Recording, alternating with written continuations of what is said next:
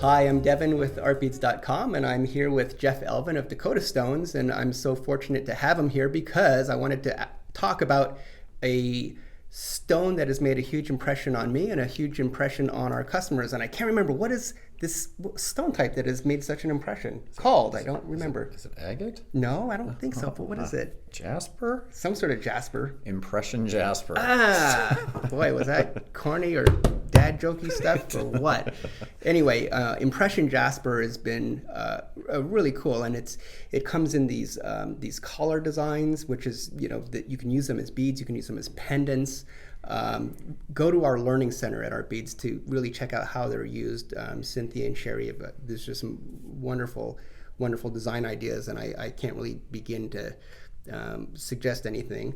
But what I would like to do with Jeff here is to ask him some questions about what exactly am I looking at? So you're looking at three different type materials here. They're all kind of they're mixed impression jaspers that end up coming from a composite block. So you're taking 2 and 3 types of material, and so it's fragments of the material. Mm-hmm. So you can actually see the size of the material they're using, and they're reconstituting it back into a compressed block to start building the lapidary process. It's great that you're kind of upcycling or utilizing some of the this. Often it would be materials that might have not been used because they'd be too small, and so as you're putting them back in together. So yeah, we'd like to kind of term it as upcycling. So this particular piece, and these are all individually hand-cut components.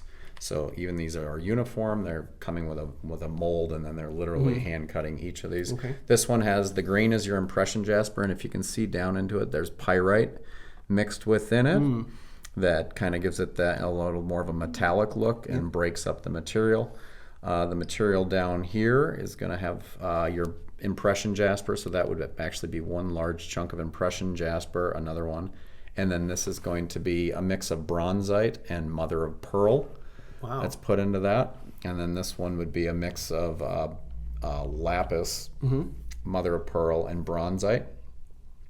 And these are these 2 collars, they call them. It's a traditional German cut collar. So a lot of the more experienced lapidary has come out that comes out of Europe, came out of Germany, and so this is kind of an ode to that, or a direct ripoff of really great.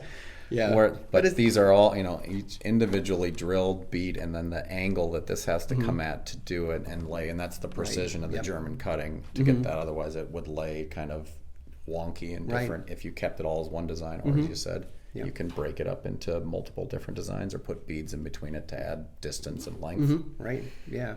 No, they're absolutely beautiful. Our customers have found these to be, really, really neat pieces in their jewelry design. So please check them out. Thank you for giving us a little bit of an explanation about what these colors are and as far as the materials and some of their history. So as always, it's a pleasure having Jeff on with us at artbeads.com. Please check these out.